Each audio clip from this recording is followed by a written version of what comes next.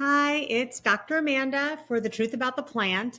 And I'm here by myself this week because my amazing co host, Christina, is having a fabulous adventure in Japan. So I'm actually doing a re-record of an episode that we recorded last week on what is the healthiest way to ingest cannabis. For those of you that watched the episode, we had some unfortunate glitches with the audio. And so there was kind of some double speak going on.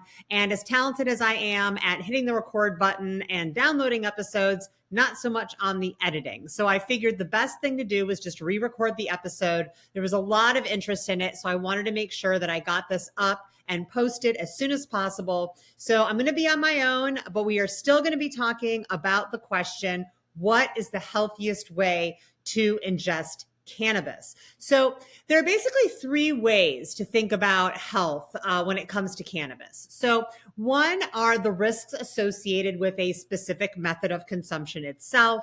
The second is the ability to get the effect you want without over or under dosing. And the third are the actual products themselves and what are the healthiest products.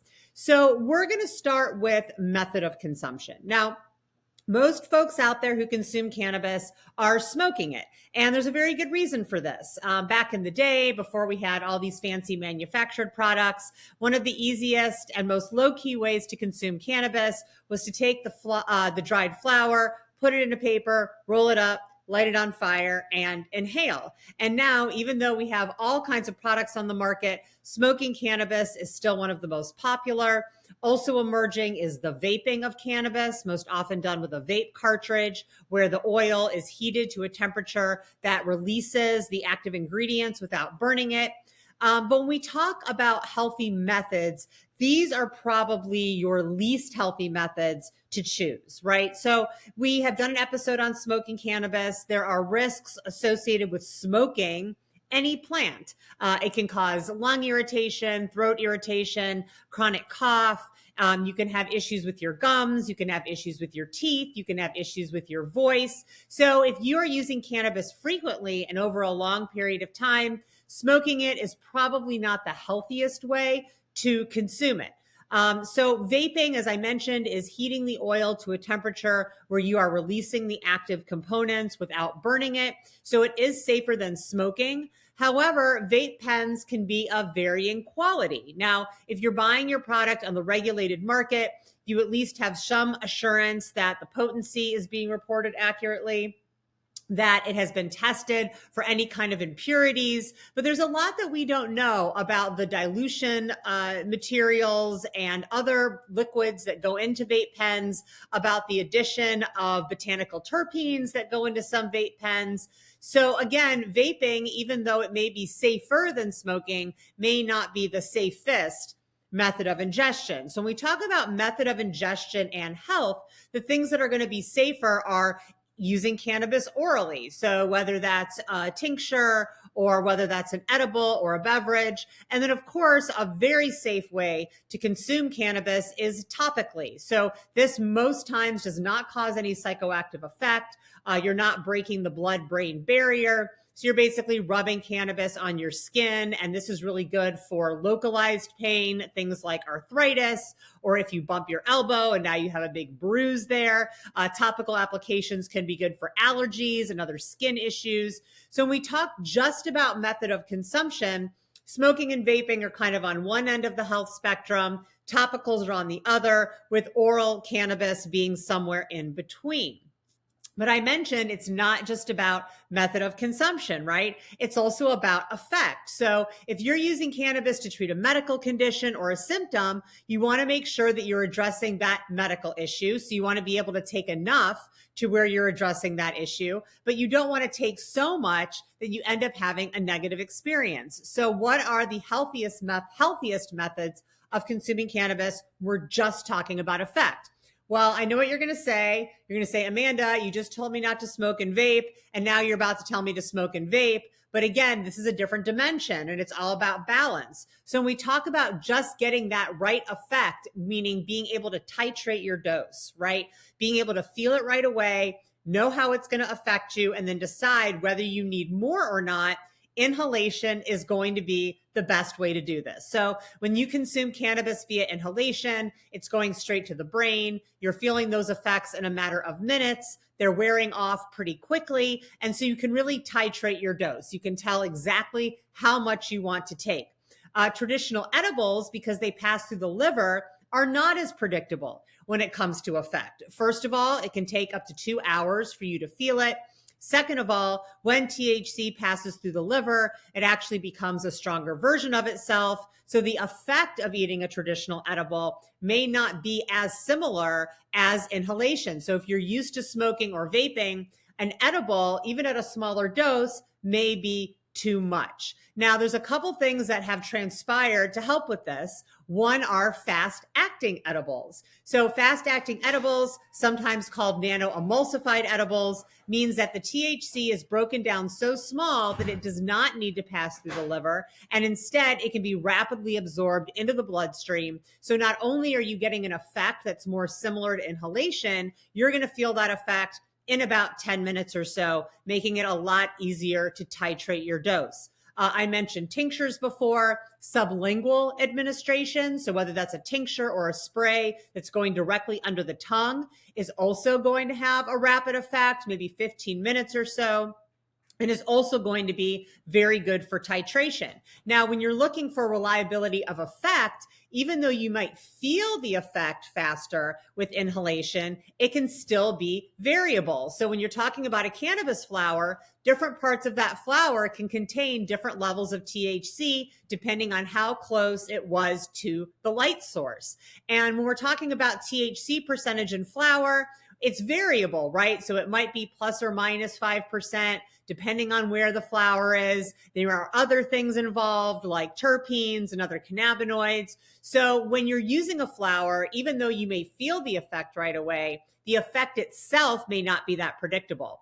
Edibles, on the other hand, even though it may take longer to feel that effect in a traditional edible, you're usually talking about a product that's made with isolate or distillate, which is pure THC. So if you have 5 milligrams per piece, that's going to be 5 milligrams of THC every single time. So once you know how that affects you, you're more likely to get that effect over and over again.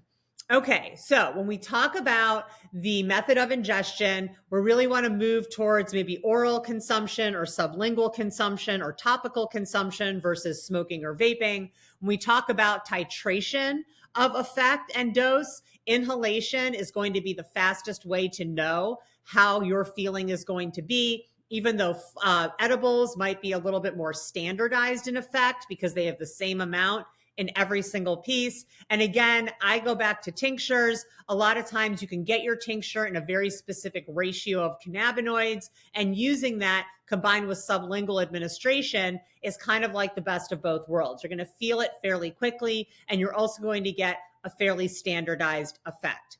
All right, on to the last dimension, the product itself. So again, we have so many different products on the market and they have varying degrees of healthiness. So how do we choose? Well, for this, I'm going to ask that you think about your food and how you make decisions about food products when you go to the grocery store.